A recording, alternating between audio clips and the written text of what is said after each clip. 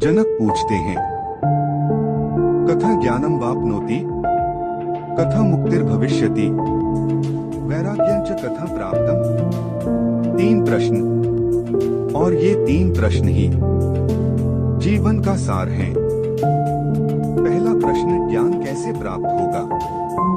देखो, हम सब ज्ञान की खोज में हैं। कोई पुस्तकों में खोजता है, कोई मंदिरों में, कोई गुरुओं के शब्दों में। पर जनक पूछते हैं, क्या ज्ञान कहीं बाहर है? नहीं, ज्ञान बाहर नहीं है। ज्ञान तो भीतर छिपा हुआ है, धूल में ढका हुआ।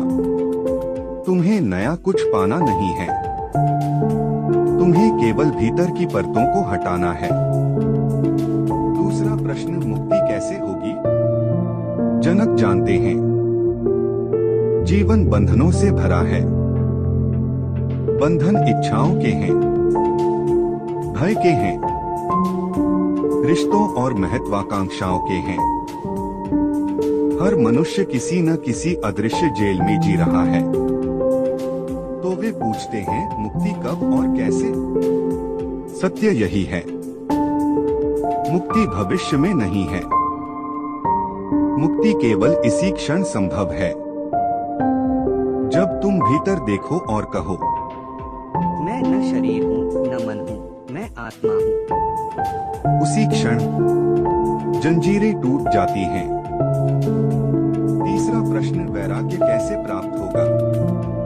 ध्यान रखना, वैराग्य का मतलब उदासी नहीं है, यह भाग जाना भी नहीं है।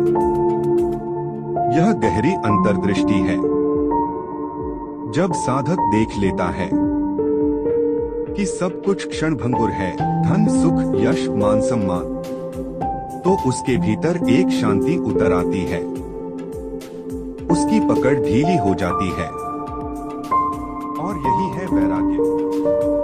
जनक ने ये प्रश्न केवल अष्टावक्र से नहीं पूछे, ये प्रश्न हर साधक के हैं, हर उस इंसान के जो जानना चाहता है, मैं कौन हूँ, जीवन का अर्थ क्या है, और मुक्ति का मार्ग कहाँ है।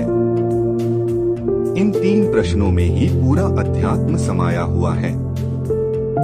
यदि तुम इन प्रश्नों को भीतर गहराई से पूछो, तो उत्तर अपने आप प्रकट हो जाएगा। जनक का यह श्लोक कोई साधारण संवाद नहीं है, यह तो हमारी आत्मा की पुकार है।